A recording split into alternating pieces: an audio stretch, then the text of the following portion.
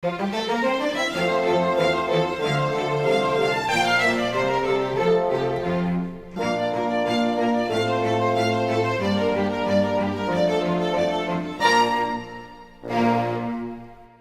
now we begin our study of Egyptian history. Where do we begin? Man has been inhabiting northeastern Africa since 700,000 BC, but if we start there, we're never going to get to the pyramids. So we're going to start in the 1800s of our era, in which archaeologists started discovering things they didn't understand. They called these things pre-Egyptian or un-Egyptian, or they just said they're old. Older than we know. They couldn't figure out how these odd things were related to historical Egyptian chronology. And so in 1901, Flinders Petrie organized all these cultural artifacts according to what he called sequence dating. He knew they were older than things of pharaonic Egypt, but he didn't know how old. But he could tell from his careful excavating which ones were the oldest and which ones were the newest. So he just arranged them in a sequence according to their age to each other. And his sequence dating has held up pretty well over the ages. So, with that, around 30,000 BC, the Sahara was not a desert. It was a savanna with abundant vegetation, wildlife, and abundant water sources.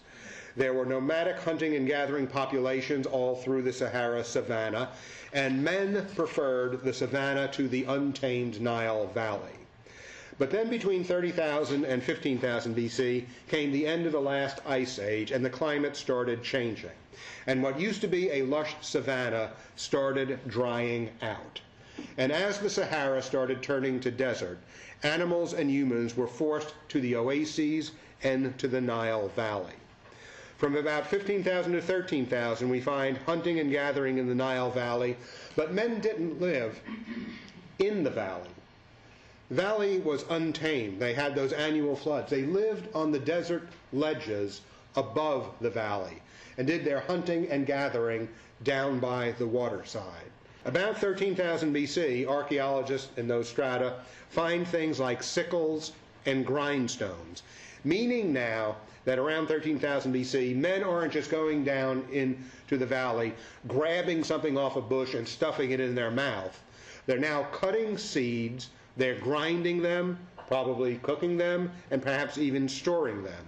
And by looking at the grain types, it is now certain that they had learned to domesticate plants at this point.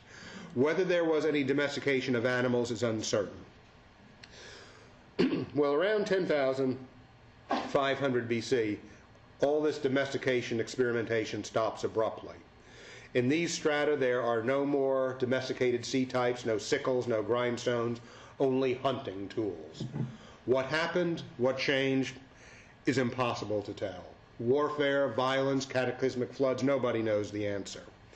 And then around 7,500 BC to 6,000 BC, we have the Neolithic subimpluvium. The climate changed again. Rains returned to northern Africa. The Sahara started coming back to life. It was green once again. Most men who were hovering on the Nile Valley left. They went back into the savanna grasslands. Only a few people stayed in the valley. And out in the grasslands now, archaeologists have found depictions carved into rock, not of hunting scenes, but of men herding animals. Domestication had taken place, the domestication of animals. When, where, how, by whom, no one knows. But as the climate often does, by about 500 BC, it changed once again. The desiccation of the Sahara resumed. Men had to flee the rapidly disappearing green lands back into the oases and back into the valleys. And what did they encounter in the valleys? The descendants of the men who stayed behind, who were still picking things off of bushes and eating them. The men and women who fled from the drying Sahara brought to the Nile Valley the knowledge of the domestication of plants and animals. So the domestication of plants and animals does not take place in the Nile Valley. It took place in the Sahara savannas. And that brings us to the dawn of Egyptian history, the first written records of Egypt, and Egypt's informative and most important period, where we will begin next week.